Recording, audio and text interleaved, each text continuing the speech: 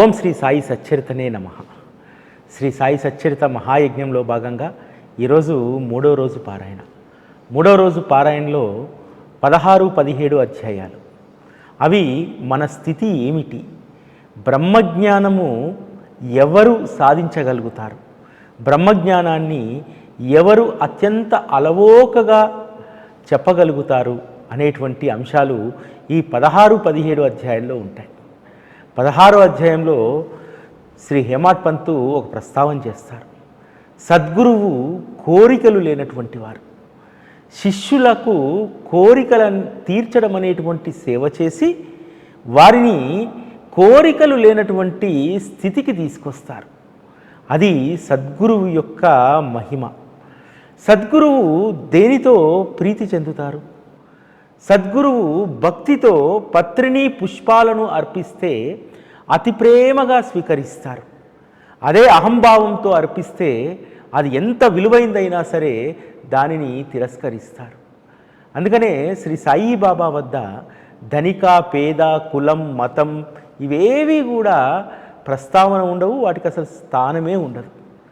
సద్గురువు వీటన్నింటికీ అతీతంగా అందరినీ అనుగ్రహిస్తారు. వారికి కావలసినటువంటిది నిర్మలమైనటువంటి ప్రేమ తప్ప మరొకటి కాదనేటువంటి విషయాన్ని శ్రీ సాయి సచ్చరిత మనకు తెలియజేస్తుంది. అంతేకాదు బాబా ఉపదేశించేటువంటి విషయాలు మర్యాదను అతిక్రమించకుండా ఉపదేశిస్తారు. బ్రహ్మజ్ఞానం కోసం వచ్చినటువంటి వ్యక్తిని బాబా దూషించలేదు, నిందించలేదు, అవమానించలేదు. ఎంత మర్యాదగా ఆ బ్రహ్మజ్ఞానం కోరి వచ్చినటువంటి ఆయనకు హితబోధ చేస్తారు. ఇక్కడ మనం తెలుసుకోవాల్సింది ఏంటంటే, భక్తులుగా మనం ఏమీ చేయలేం, సద్గురువే మనల్ని దారిలో పెడతారు. శిష్యులకు తమ అపాయాలను తెలిపి వారు ఉపాయాలను సూచిస్తారు. ఇక్కడ ఒక మాట రాస్తారు హేమాడ్ పంత్ గారు. శ్రీ సాయిబాబాను చింతామణితో పోలుస్తామనుకుంటే చింతామణి కేవలము కోరినవు మాత్రమే అనుగ్రహిస్తుంది. కానీ సద్గురువు భక్తులు పరమ ఆశ్చర్యం కలిగేలా మనస్సు కోరని దానిని ఇస్తారు. గురువును కల్పతరువుతో పోలుద్దామంటే అది కల్పిత వస్తువులను మాత్రమే ఇస్తుంది. కానీ గురుదేవులు మనస్సు ఊహించినటువంటి నిర్వికల్ప స్థితిని వారు కలగజేస్తారు. కామధేనువు కోరిన కోరికలు తీరుస్తుంది, గురువు అంతకంటే అధికము ఆశించినటువంటి ఆత్మస్థితిని వారు తప్పకుండా ప్రసాదించగలుగుతారు. అంటే సద్గురువు వద్ద ఉన్నటువంటి గొప్పతనాన్ని, మహిమను శ్రీ సాయి సచ్చరిత అత్యద్భుతంగా తెలియజేస్తుంది. శ్రీ సాయిబాబా యొక్క మహత్తును, వారి ఔదార్యాన్ని తెలుసుకోవాలంటే శ్రీ సాయి సచ్చరిత ఒక్కటే మనకు దిక్కు. ఎందుకంటే అది తెలుసుకోలేనటువంటి వాళ్ళము గురుభక్తిలో తరించలేము. అందుకనే బాబా మనందరి మీద దయను వర్షింపజేస్తూ శ్రీ సాయి సచ్చరిత అనేటువంటి అద్భుతమైనటువంటి గ్రంథాన్ని మనకు అందజేశారు. ఒక ఊరిలో ఉన్నటువంటి ధనవంతుడికి సకలం ఉన్నాయి. అయితే తన జన్మ సార్థకం చేసుకోవడానికి బ్రహ్మజ్ఞానాన్ని పొందాలనుకుంటాడు. ఆ బ్రహ్మజ్ఞానము సాధువులు, సత్పురుషులు అత్యంత సునాయాసంగా చూపించగలుగుతారు బ్రహ్మాన్ని. కాబట్టి షిరిడిలో ఉన్నటువంటి సాయిబాబా అయితే మరింత దయాళువు. ఆయన అడిగినవన్నీ ఇస్తారట. కొడుకులు కోరుకున్నటువంటి వారికి కొడుకులను, రాజ్యాన్ని కోరుకున్నటువంటి వారికి రాజ్యాన్ని, సంపదలు కోరుకున్నటువంటి సంపదలను ఇస్తారట. అటువంటి ఆయన బ్రహ్మజ్ఞానాన్ని అత్యంత సునాయాసంగా ఉపదేశించగలుగుతారు. కాబట్టి ఆ జ్ఞానాన్ని సంపాదించాలని చెప్పి బయలుదేరుతారు. ఈ విషయం మిత్రులకు చెప్తే మిత్రులు అంటారు, బ్రహ్మజ్ఞానాన్ని పొందేటువంటి అర్హత నీకు ఎక్కడిది, నీకు ధనం పైన వ్యామోహం పోలేదు, ఉన్నటువంటి సొత్తు పైన ఎప్పుడూ కూడా దానిపైనే నీకు వ్యామోహం ఉంటుంది, అటువంటి వాడికి బ్రహ్మజ్ఞానం దొరకడం చాలా దుర్లభమైనటువంటిది అని చెప్పి మిత్రులు చెప్తారు. అయినా సరే ఆ వ్యక్తి వినడు. ఎందుకంటే బాబా యొక్క గొప్పతనం గురించి చాలాసార్లు విని ఉన్నాడు. అరే, అసలు ఎవరో బికార్లు పోయి అడిగితేనే సంపదనిస్తాడట, నేనేమన్నా సంపదను అడుగుతున్నానా, పుత్రులను అడుగుతున్నానా, ఇంకోటి అడుగుతున్నానా? అడుగుతుంది ఏ ఖర్చు లేనటువంటి బ్రహ్మజ్ఞానాన్ని. కాబట్టి వారు తప్పకుండా ఇస్తారనేటువంటి ఉద్దేశంతో రాను పోను టాంగా కట్టుకొని షిరిడీకి ప్రయాణమవుతాడు. బాబా సాధారణంగా ఇటువంటి వ్యక్తులను మసీదు మెట్లే ఎక్కనివ్వడు. హాజీ సిద్ధి ఫాల్కే లాంటివన్నే 8 మాసాలు ద్వారకామాయి బయట వేచి ఉండేలాగా చూశాడు. విచిత్రం ఏమిటంటే బాబా ఈ బ్రహ్మజ్ఞానం కోరినటువంటి వ్యక్తిని చాలా ఆధారంగా తీసుకొచ్చి ముందర కూర్చోబెట్టుకుంటాడు. ఎందుకంటే అతని ద్వారా మనందరికీ గొప్ప హితబోధను బాబా చేయదలుచుకున్నారు కదా. ఆ హితబోధ ఎంత అద్భుతమైనటువంటిదంటే అతను వెళ్ళి బాబాకు వినతి చేస్తారు. బాబా, సకల సంపదలు ఉన్నాయి, అన్నీ ఉన్నాయి, భోగభాగ్యాలను అన్నీ అనుభవించేశాను, కానీ ఈ జన్మకు బ్రహ్మజ్ఞానాన్ని సంపాదించకపోతే నేను సంపాదించిందంతా వృధానే కదా. మీరు దేనినైనా అత్యంత సులభంగా అనుగ్రహిస్తారట. కాబట్టి బ్రహ్మజ్ఞానాన్ని అనుగ్రహించండి. రాను పోను టాంగా కట్టుకొని వచ్చాను. మీరు వెంటనే దాన్ని ఉపదేశిస్తే, బ్రహ్మను చూపెడితే నేను త్వరగా మళ్ళీ ఇంటికి వెళ్ళిపోతానని అంటారు. బాబా చతురత చూడండి ఎంత అద్భుతంగా ఉంటుందో. మిత్రమా, నా దగ్గరికి కొడుకులు కావాలని, ఆస్తులు కావాలని, భూతగాథలతోటి రకరకాలైనటువంటి వ్యవహారాలతో వస్తారు ఇక్కడికి. మిత్రమా, నీలాంటి వారు నాకు లభించడం చాలా అరుదు. అసలు నీలాంటి వాడి కోసమే నేను చూస్తున్నాను. అసలు అన్నీ కావాలంటాడు, కానీ నేనిచ్చేటువంటి దాన్ని ఎవ్వరూ స్వీకరించరు. నిజంగా బ్రహ్మజ్ఞానం కోరి వచ్చినటువంటి నువ్వు ఈరోజు నాకు నిజమైనటువంటి ఆప్తుడవు, మిత్రుడవు అని చెప్తారు. చెప్పి బాబా నాటకాన్ని ప్రారంభిస్తాడు. ఒక పిల్లవాడిని పిలిచి బాలా దగ్గరికి వెళ్ళి 5 రూపాయలు తీసుకురమ్మంటాడు. బాలా ఇంట్లో లేడని చెప్పి వస్తాడు. నందు దగ్గరికి వెళ్ళి తీసుకురమ్మంటాడు. అట్లా 4 ఇండ్లు తిప్పుతాడు 5 రూపాయల కోసం. అక్కడ ఉన్నటువంటి వాళ్ళందరూ కూడా ఆశ్చర్యపోతారు. బాబాకు ఇంత అత్యవసరంగా 5 రూపాయలతో ఏం పని? ఇంకొక విషయం ఏమిటంటే బాల ఊర్లో లేనటువంటి విషయం బాబాకు తెలుసు. నందు దగ్గర 5 రూపాయలు లేవన్న విషయము తెలుసు. ఆయన ఏ ఇంటికి పంపారో ఆ ఇంట్లో డబ్బు లేనటువంటి విషయం బాబాకు తెలుసు. ఎందుకు మరి లేనటువంటి వారి దగ్గరికే పంపించారు? ఈయన జేబులో అంతకు 100 రెట్ల ధనం ఉంది. 250 రూపాయలు ఉన్నాయి జేబులో. ఆ 250 రూపాయల నుంచి 5 రూపాయలు తీసి బయట పెట్టట్లేదు. బయట పెట్టకపోగా బాబాను తొందర పెడుతూ ఉన్నాడు. బాబా, నేను బహిరంగ చూసుకోవచ్చుగా ఈ వ్యవహారాలన్నీ, ముందు నాకు బ్రహ్మాన్ని ప్రసాదిస్తే నేను వెళ్ళిపోతానుగా అని చెప్పి బాబాని అడుగుతుంటే బాబా అంటారు, మిత్రమా, 5 రూపాయల కొరకు నేను ఊరంతా తిప్పుతుంటే నీ జేబులో ఉన్నటువంటి బ్రహ్మాన్ని బయటికి తీయలేదు, ఇక నీకు బ్రహ్మజ్ఞానం ఎలా ప్రాప్తిస్తుంది అని అంటారు. అంటే డబ్బు పైన, కుటుంబం పైన, సంపద పైన వ్యామోహం ఉన్నటువంటి వారికి బ్రహ్మజ్ఞానం అనేటువంటి దుర్లభం అనేటువంటి విషయాన్ని చెప్పడానికే బాబా పిల్లవాడిని అందరి ఇళ్ళకు 5 రూపాయల కోసం పంపుతారు. ఇంత జరిగినా సరే ఆ పెద్ద మనిషి జేబులో నుంచి 5 రూపాయలు తీయట్లేదు. దీని అర్థం ఏమిటి? బాబా ఇచ్చేటువంటి బ్రహ్మజ్ఞానము ఉచితంగా పొందాలి. బ్రహ్మజ్ఞానం కోసం 5 రూపాయలు కూడా వెచ్చించేందుకు ఆ పెద్ద మనిషి సిద్ధంగా లేడు. ఈరోజు బాబా దగ్గరికి చేరినటువంటి కొంతమంది భక్తుల పరిస్థితి కూడా అదే. బాబాను సకలం కోరుతారు. బాబా మంచి ఉద్యోగాన్ని అనుగ్రహించు, అన్నదానం చేయిస్తాను అంటే అనుగ్రహం వస్తే అన్నదానం. కానీ ముందే బాబా ప్రత్యర్థం ఏమన్నా చేద్దామని చెప్పి అనుకుంటామా? అనుకోం. కోరిక తీరితే బాబాకు ముడుపు కడతాం 2 రూపాయలు కట్టేసి, బాబా నా కూతురు వివాహం చెయ్యి, 2 రూపాయలు ముడుపు కడతాం, చేస్తే అన్నదానం చేయిస్తాం. పెళ్ళికి 10 లక్షలు ఖర్చు పెడతాము, బాబాకు 1116 పెట్టి భోజనాలు పెట్టిస్తాం. పోనీ ఆయన ఏమన్నా తింటాడా? అది కాదు. ఆయన పేరు మీద ఎవరైతే ఆర్తులు అన్నార్తులు ఉన్నారో వాళ్ళు భోజనం చేస్తారు. అక్కడ మాత్రం కొసురుతాం. ఈ బ్రహ్మజ్ఞానం కదా మన జీవితాంతం గుర్తుపెట్టుకోవాలి. బాబా దగ్గర మనం కోరేది అనంతమైనటువంటిది. అతను బ్రహ్మజ్ఞానం కోరడానికి వచ్చినటువంటి వాడు ఇక ఈ లోకంలోనే చాలా సూపర్ పవర్ను అతను కోరుకున్నాడు. బ్రహ్మజ్ఞానం అనేటువంటి సూపర్ పవర్ లాంటిది. కానీ బాబా దగ్గర 5 రూపాయలు తీయలేకపోయాడు. మన పరిస్థితి కూడా అంతే. మనం సూపర్ కోరికలు కోరుతాం. కోరి బాబాకు సమర్పించేటువంటి దాంట్లో వెనక ముందు ఆడుతూ ఉంటాము. ఏం చేసుకుంటానులే బాబా, 1000 రూపాయలు 1100 సమర్పిస్తే సరిపోతా అనేటువంటిదే మనలో ఉంటుంది. అంటే బ్రహ్మజ్ఞానం కదా కేవలము ఆ బ్రహ్మజ్ఞానం కోరి వచ్చినటువంటి ఒక లోబి గురించి చెప్పినటువంటిది కాదు. మన లోభత్వం అందులో చాలా సుస్పష్టంగా ఉంటుంది ఆ కథలో. మనం కూడా ముందు తే తే తే తే తే అని అడుగుతాం.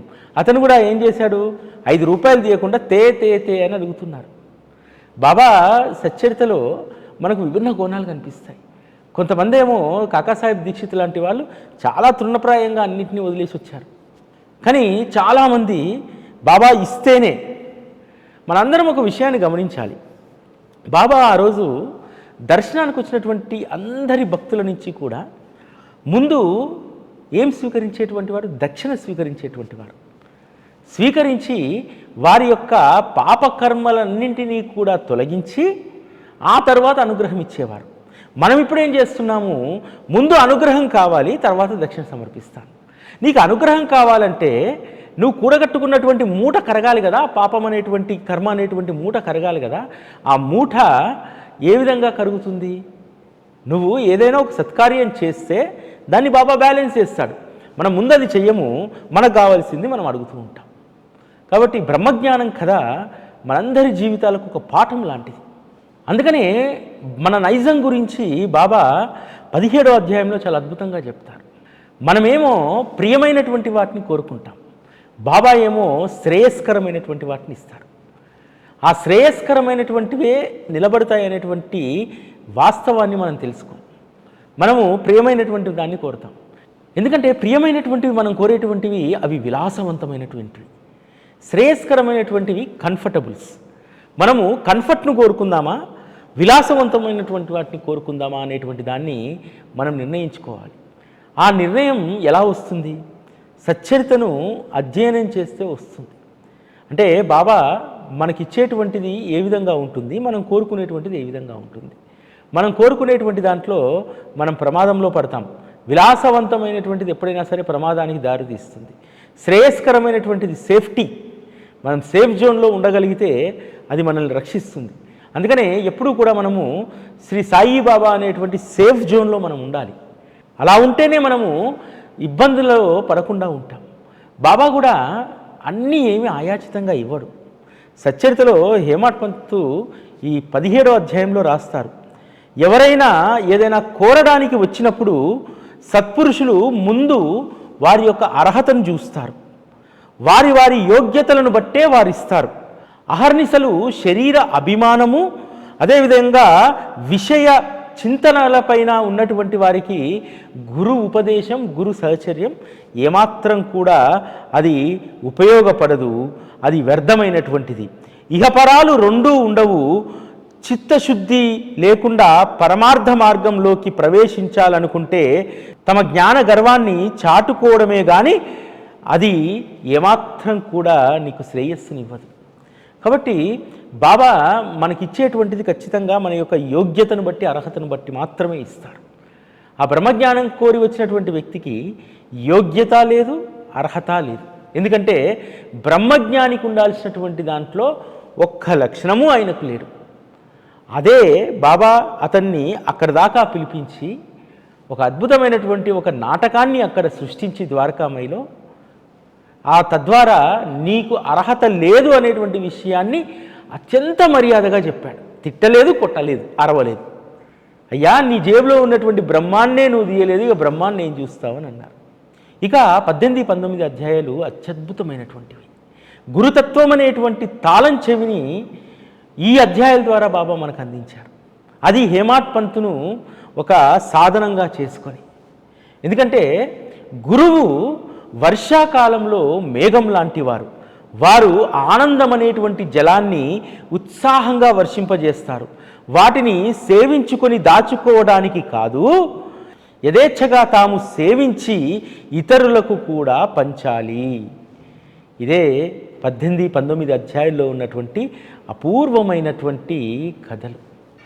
సాటే అనేటువంటి వ్యక్తి పూర్తిగా నష్టాల పాలైపోయి బాబా దగ్గరికి వస్తారు. వస్తే బాబా గురుచరిత్ర పారాయణ చేయమని చెప్పి ఆదేశిస్తారు. గురుచరిత్ర పారాయణ ఒక సప్తాహం పూర్తయిన తర్వాత చివరి రోజు బాబా స్వప్న దర్శనం ఇస్తారు. స్వప్న దర్శనం ఇచ్చి దాని యొక్క ఆంతర్యం ఏమిటో అతనికి అర్థం కాదు. కాకాసాహెబ్ ద్వారా ఆ ఆంతర్యాన్ని బాబాను అడగమని చెప్పి అంటారు. బాబా సరే మరొక పారాయణ కానీలే అని అంటారు. ఎందుకంటే మొదటి పారాయణ అంతా కూడా అలజడులతో తను వచ్చినటువంటి పరిస్థితి అంతా కూడా చాలా అయోమయమైనటువంటి పరిస్థితి. కాబట్టి అతను పరిపూర్ణమైనటువంటి శ్రద్ధ పెట్టి చదవలేదు. మరొకసారి చదివితే దాని పట్ల పరిపూర్ణమైనటువంటి శ్రద్ధ కలుగుతుందని చెప్పి మరొక పారాయణ కానివ్వు అని చెప్పి బాబా అంటారు. అక్కడే బాబా పాదసేవ చేస్తున్నటువంటి హేమాడ్ పంత్కు ఒక అక్కస్సు కలుగుతుంది మనసులో. అరెరే, ఈ సత్పురుషుడితో 8 సంవత్సరాల సావాసం, 40 ఏళ్లకు పైగా నేను గురుచరిత్రను చదువుతున్నానే, అటువంటి నాకు ఏ రోజు ఇంత గొప్ప భాగ్యం దక్కకపాయే. సాఠే ఒక్క పారాయణకే ఈ సత్పురుషుని యొక్క సాక్షాత్కారాన్ని పొందాడే స్వప్నంలో, నాకు 8 ఏళ్లలో ఏ రోజు కలగకపాయనే అనేటువంటి తలంపు వస్తుంది. వెంటనే అక్కడి నుంచి లేపేస్తారు బాబా. ఎప్పుడైనా సరే గుర్తుపెట్టుకోండి, బాబా ఎదుట కూర్చొని చెడు తలంపులు మనసులో వచ్చాయంటే ఖచ్చితంగా బాబా నిన్ను ఆ స్థానం నుంచి బయటికి పంపించేస్తాడు. చెడు తలంపులు అనేటువంటి రావకూడదు. ఎప్పుడూ కూడా బాబా సమక్షంలో ఉన్నప్పుడు ఇతరుల యొక్క అనుగ్రహం పట్ల ఈర్ష్య కలగకూడదు. ఇతరులు నాకంటే గొప్ప అనుగ్రహాన్ని బాబా దగ్గర పొందారనేటువంటి అసూయ కలగకూడదు. కలిగిందంటే నీ జన్మంతా వ్యర్థం. ఆ తర్వాత బాబా దగ్గర మోకాళ్ళ మీద నడిచినా, ముక్కు నేలకు రాసినా అది ఏమాత్రం ప్రయోజనం ఉండదు.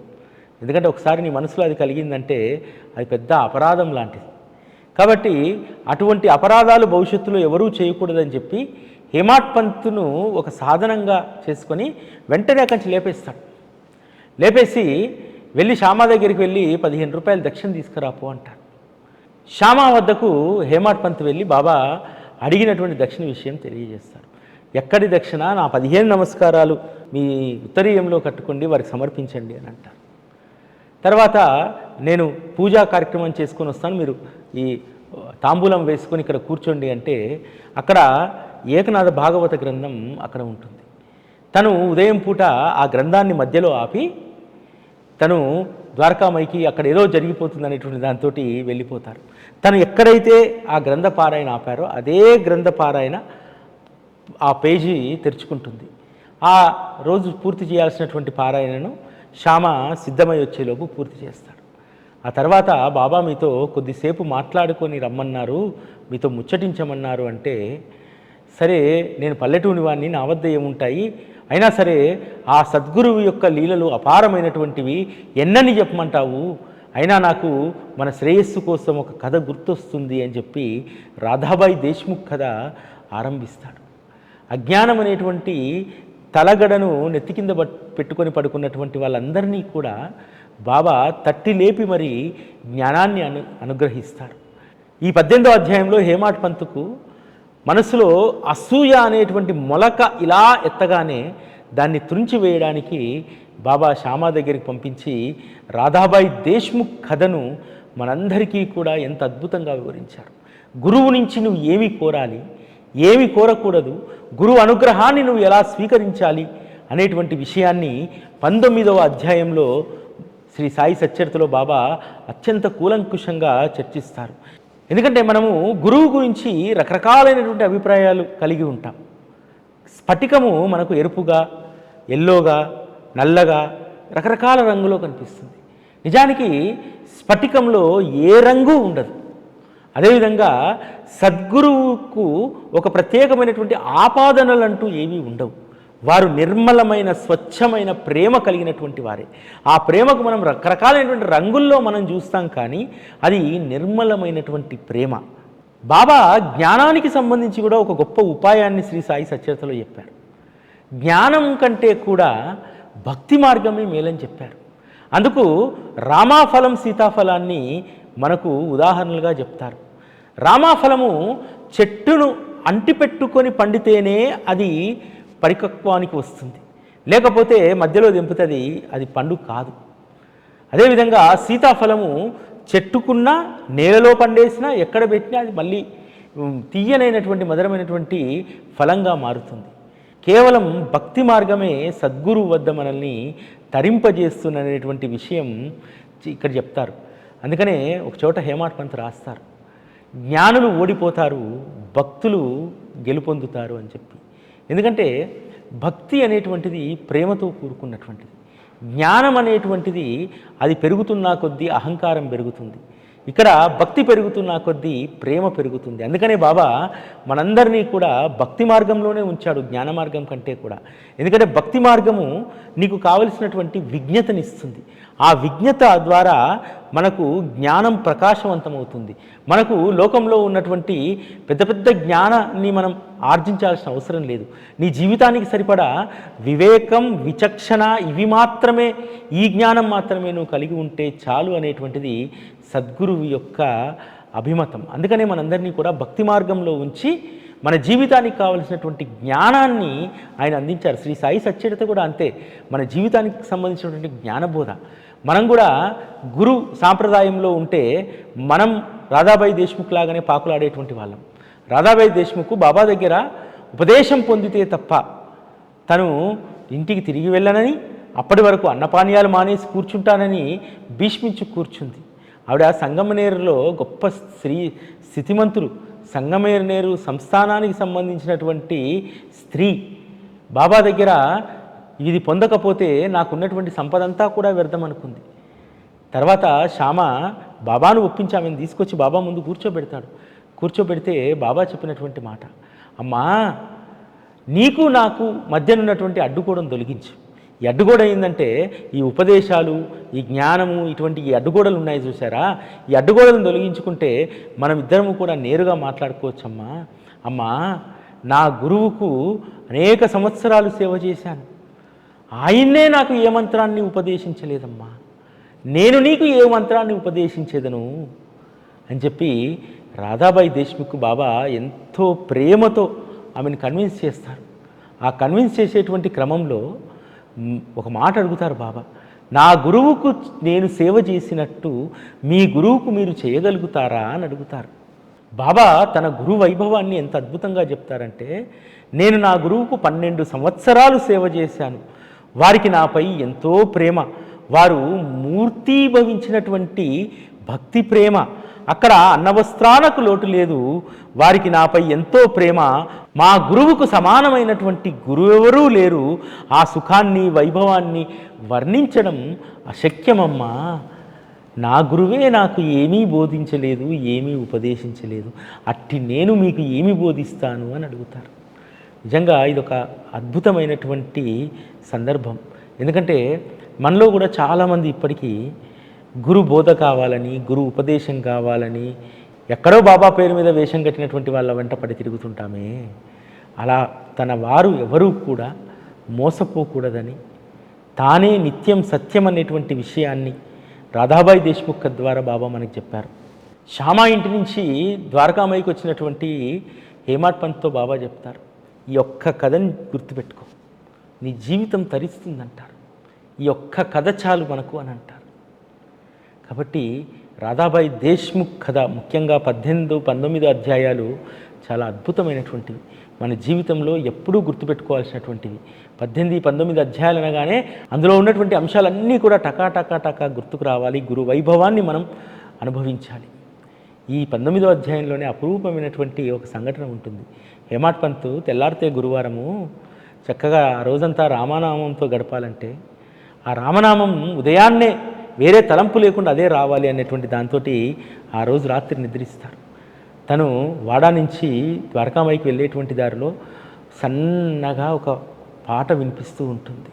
గురుకృపా అంజన అనేటువంటి పాట, గురుకృప మాకు దొరికింది, గురుకృపా అంజనం మాకు లభించింది అనేటువంటి పాట ఔరంగాబాద్కర్ పాడుతూ ఉంటారు.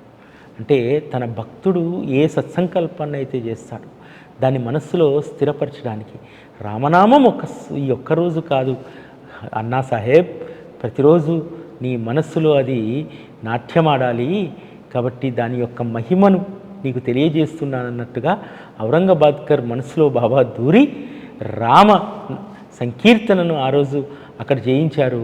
అద్భుతమైనటువంటి రామగీతం అక్కడ ద్వారకామాయికి వెళ్ళేసరికి వారు అక్కడ పాడుతూ ఉన్నారు. నిద్రలో రామ, అంతటా రామ, ఈ జగమంతా నీవే రామ అనేటువంటి ఆ పాట మహాద్భుతమైనటువంటిది. అదే పాటను మన సాయి టీవీలో మనము ప్రతిరోజు ఉంటాం. గురుకృపా అంజనం మనకు లభించింది అనేటువంటి ఆ గీతం నిజంగా చాలా అద్భుతమైనటువంటి గీతం. ఏకనాథుడు రాసుకున్నటువంటి గీతం. ఏకనాథుడికి రాముడి పట్ల ఎంత భక్తో మనందరికీ తెలుసు కదా.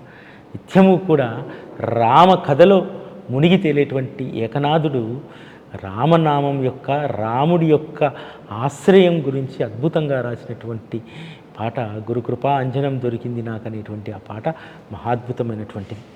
ఇక 20వ అధ్యాయం ఎంత అపురూపమైందంటే మనందరి జీవితాలకు ప్రతిరోజు చదువుకోవాల్సినటువంటిది. ఎందుకంటే తృప్తి లేని జీవితాలు కదా. అసలు తృప్తి అంటే ఏమిటి, తృప్తి అనేటువంటిది ఏ విధంగా సాధించాలి? దాస్కన్ మహారాజు ఈశోవ్యాసోపనిషత్తు భావార్థిని రాయడానికి తను పూనుకున్నప్పుడు అందులో ఒక శ్లోకానికి సరైనటువంటి భావం మనస్సుకు రాకుండా అది చేసింది కూడా బాబానే. దాంతో షిరిడీకి వచ్చేస్తారు. దాస్కన్ మహారాజు ఏ రచన చేసినా, ఎప్పుడు ఏ ఆటంకం కలిగినా షిరిడీకి రావడమే, బాబాని అడగడమే.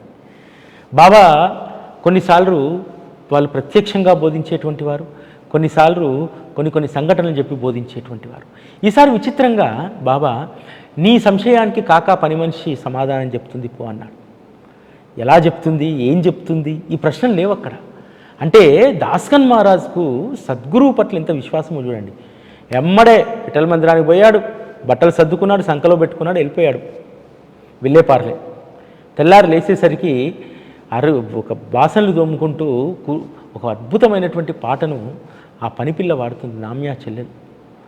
దాని అర్థం ఏమిటంటే, నారింజ రంగు చీర అందము చూడు, అది కట్టుకున్నటువంటి ఆ వయ్యారి బామ సొగసు చూడు అనేటువంటి ఆ పాట.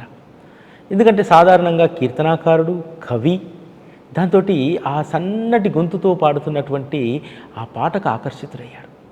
అనుకున్నాడు, ఈ పిల్లనే బాబా చెప్పినటువంటి పని మనిషి, ఈ పిల్ల ఏదో సమాధానం చెప్పదలుచుకుంది అని చెప్పి ఆమె సమాధానం ఎలా చెప్తుందో తెలియదు, కానీ ముందైతే ఆమె కోరుకున్నటువంటి దాన్ని ఇద్దామనుకొని ప్రధాన చేత నారింజ రంగు చీర తెప్పించి ఆ అమ్మాయికి ఇస్తాడు. తెల్లవారి ఆ చీర కట్టుకొని వచ్చి మళ్ళీ అంతే ఆనందంగా ఉంటుంది. తర్వాత ఆ చీరను విప్పి మళ్ళీ చింకి గుడ్డలు వేసుకొని వచ్చి కూడా అదే ఆనందంతో పనిచేస్తుంది. అప్పుడు దాస్కన్ మహారాజు ఆలోచనలో మెరుపు మెరుస్తుంది. అంటే భగవంతుడు ఉంచినటువంటి స్థితిలో ఆనందంగా జీవించడమే అసలైనటువంటి తృప్తి. ఆ అమ్మాయి ఆనందం, ఆ అమ్మాయి పేదరికము రెండూ ఈశ్వరుడి అనుగ్రహమే. ఈశ్వర అనుగ్రహం ప్రకారం తృప్తిగా జీవించడమే మన అసలైనటువంటి జీవితం అనేటువంటి విషయాన్ని ఆ ఈశావ్యాసోపనిషత్తు భావార్థనిలో వారు రాయడం జరిగింది. ఇక్కడ ఆ అమ్మాయి నారింజ రంగు చీరను కోరుకోలేదు. నారింజ రంగు చీర యొక్క గొప్పతనాన్ని తను పాడుకుంది. అది నేను కట్టుకుంటే బాగుంటుంది అనుకోలేదు. అయినా సరే తనకు ఆ చీరే లభించింది. ఆ లభించినటువంటి చీరే ఈశ్వర ప్రసాదంగా భావించింది. మళ్ళీ ఆ చీరను పెట్టెలో పెట్టుకొని వచ్చింది, యథావిధిగా పనికొచ్చింది. మళ్ళీ తను చిరిగినటువంటి వస్త్రమే వేసుకొని తిరుగుతుంది, అది కూడా ఈశ్వర అనుగ్రహమే అనుకుంది. తన స్థితి భగవంతుడు ఈ విధంగానే పెట్టాడు, ఈ స్థితిలో ఆనందంగా ఉండాలని చెప్పి అనుకుంది. నిజంగా ఎంత గొప్ప పాఠం మన జీవితాలకి. మనందరం కూడా ఈ సిద్ధాంతాన్ని అలవర్చుకుంటే, సచ్చరిత కూడా చెప్పేటువంటిది అదే. భగవంతుడు నీకు ఇచ్చినటువంటి జీవితంలో తృప్తిగా జీవించమని చెప్పే శ్రీ సాయి సచ్చరిత మనకు ఉపదేశిస్తూ ఉంటుంది.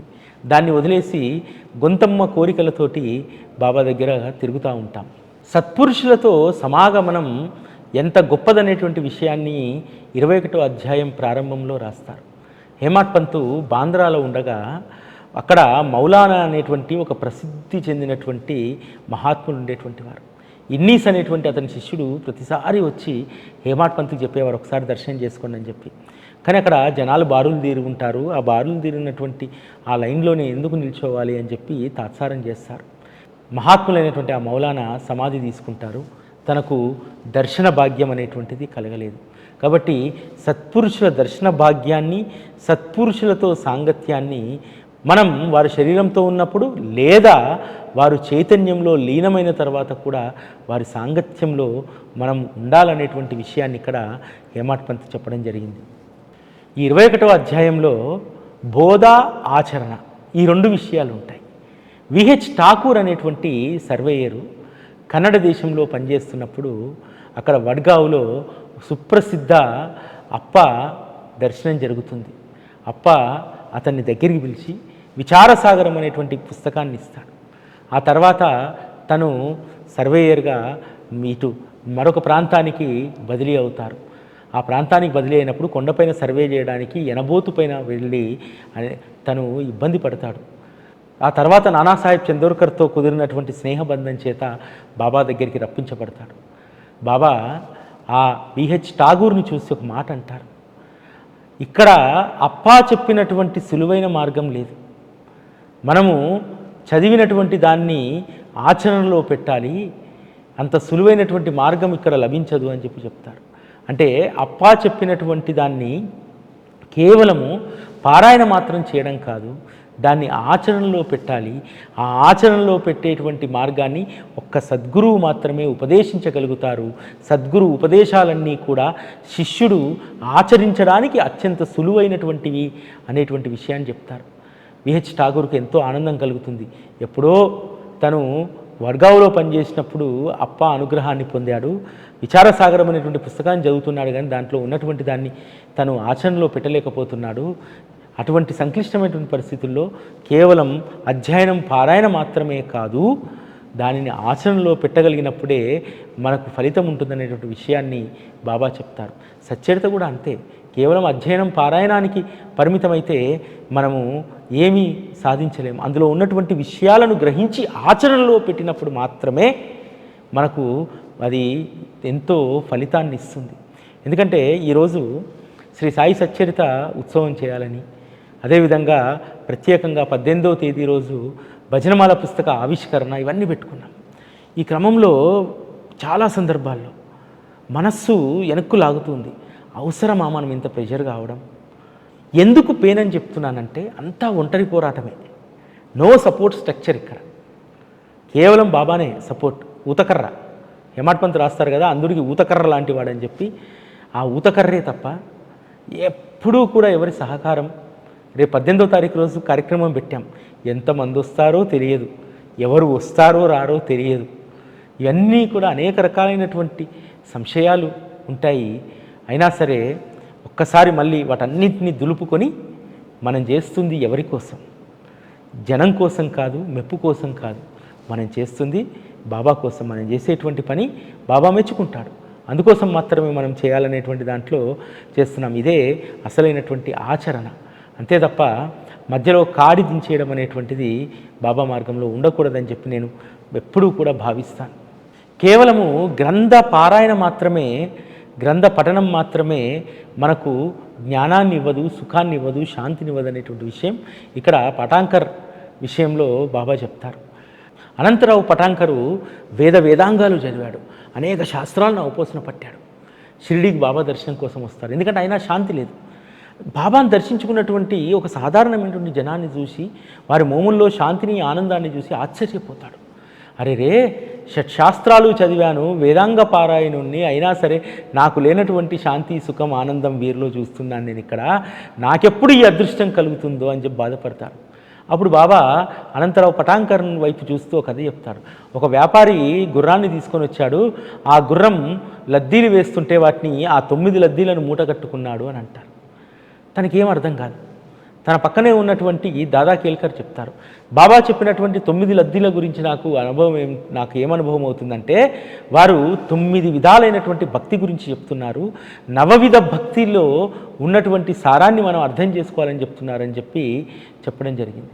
నవవిధ భక్తిలోని శ్రవణం, కీర్తనం, స్మరణ, చరణసేవ, అర్చన, వందనం, దాస్యం, సఖ్యం, ఆత్మనివేదనం, వీటిల్లో ఏ ఒక్క దానినైనా సరే పట్టుకుంటే ఆత్మానందం, అదేవిధంగా శాంతి సౌఖ్యం కలుగుతుందనేటువంటి విషయం అప్పుడు అనంతరావు పటాంకర్కి అర్థమవుతుంది. ఈరోజు బాబా మార్గంలో ఉన్నటువంటి మనమందరం కూడా కీర్తనంలో ఉన్నాం, శ్రవణంలో ఉన్నాం, నిధిధ్యాసలో ఉన్నాం, సేవలో ఉన్నాం. ఈరోజు మనం అదృష్టవంతులం. ఏ ఒక్కదాన్ని కాదు, దాదాపు అన్నింటినీ కూడా నవవిధ భక్తిలో ఉన్నటువంటి అన్నింటినీ అలవర్చుకునేటువంటి గొప్ప అనుగ్రహం మనకుంది. ఆ తర్వాత అనంతరావు పటాంకర్ బాబా దగ్గరికి వెళ్తే 9 లడ్డూల కథ అర్థమైందా అని అంటే, బాబా మీరు ఉపదేశించకుండా ఏది అర్థమవుతుంది అని అంటారు. బాబా ఆశీస్సులతోటి తను తిరిగి వెళ్తారు. ప్రశాంతమైనటువంటి జీవితం, శ్రవణం, కీర్తనం, స్మరణం అనేటువంటి దాంట్లో తన జీవితాన్ని పునీతం చేసుకుంటారు. 22వ అధ్యాయంలో బాబా భక్తుడికి వచ్చేటువంటి ఆపదలను ఏ విధంగా గుర్తిస్తారు, గుర్తించడమే కాదు వాటిని ఏ విధంగా పోగొడతారనేటువంటి విషయం మెరికర్ కథ ద్వారా మనం తెలుసుకోవచ్చు. మెరికర్కు అంత మేలు చేయడానికి మెరికర్కు ముందే బాబా ఆ పాము కాటు గురించి తెలియడానికి కారణం ఏమిటి? ఇక్కడ మనం చూసుకోవాల్సింది ఏంటంటే, అతను చితాలీకి వెళ్ళాలి, నేరుగా వెళ్ళవచ్చు, కానీ షిరిడీలో ఆగి బాబాను దర్శనం చేసుకొని చితాలికి కార్యాలయ పని మీద వెళ్ళాలి. అంటే ఆ భక్తిలో ఉన్నటువంటి నిబద్ధత. అంతేకాదు తండ్రి కొడుకులు ఇద్దరూ కూడా, మెరికర్ కుటుంబం అంతా కూడా బాబా పట్ల భక్తి శ్రద్ధలు కలిగి ఉంది. అటువంటి మెరికర్ కుటుంబానికి హాని ఎలా బాబా కలగజేయనిస్తారు? కాదు కదా. అందుకనే మెరికర్ రాగానే బాబా చెప్తారు, పొడుగాటి వ్యక్తి తెలుసా, అతను చాలా ప్రమాదకారి, అయినా సరే ఈ ద్వారకామయి బిడ్డలను ఆయన ఏమీ చెయ్యలేరు. ఎవరైతే ఈ ద్వారకామయి చేరుతారో వారికి దుఃఖం అనేటువంటి మాటే ఉండదు. ఈ ద్వారకామయి గొప్ప దయగలది, భావికులకు అమాయకులకు ఆమె తల్లి. ఎవరు ఏ అపాయాల్లో చిక్కుకున్నా ఆమె వెంటనే రక్షిస్తుంది. ఒక్కసారి ఈమె ఒడిలో కూర్చున్నారా వారి కష్టాలన్నీ తొలగిపోతాయి.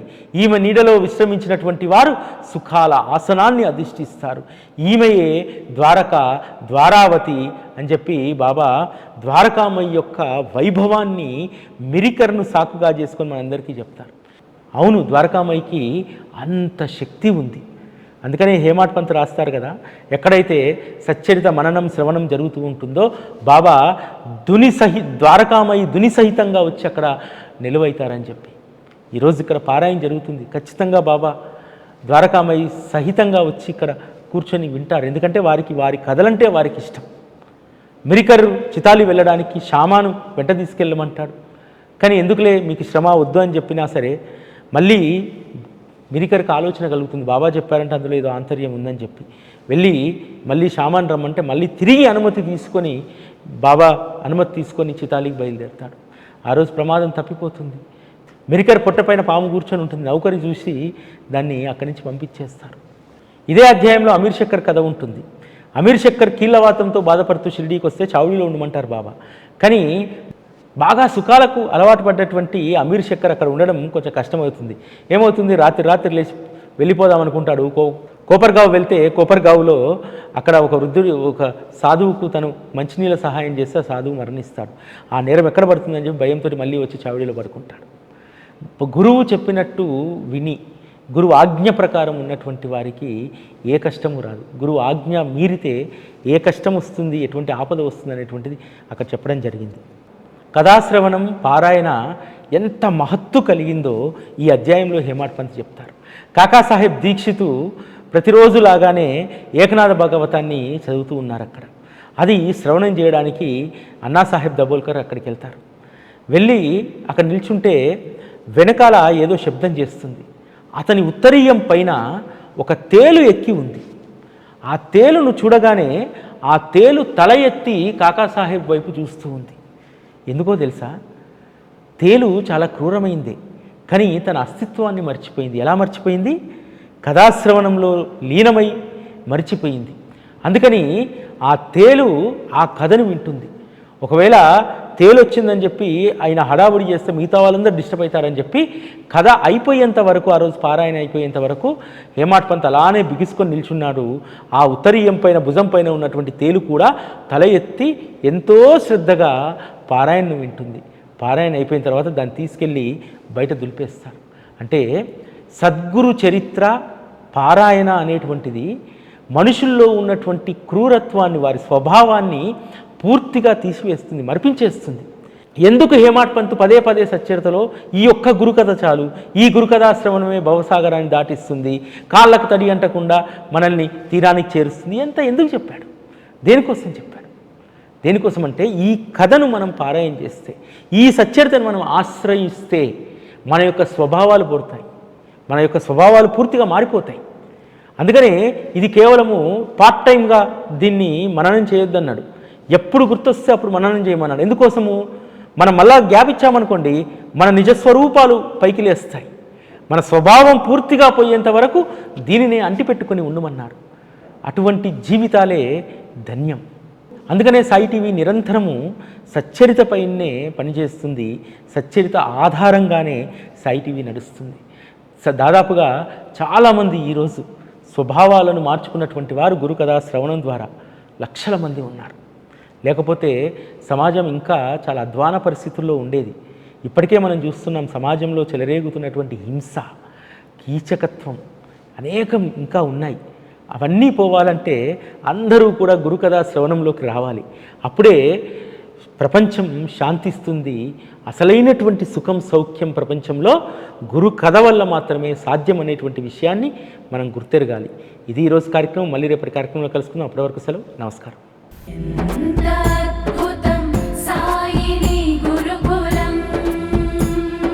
శిక్షణే తప్ప శిక్షలు లేని శరణాగతి సౌదం.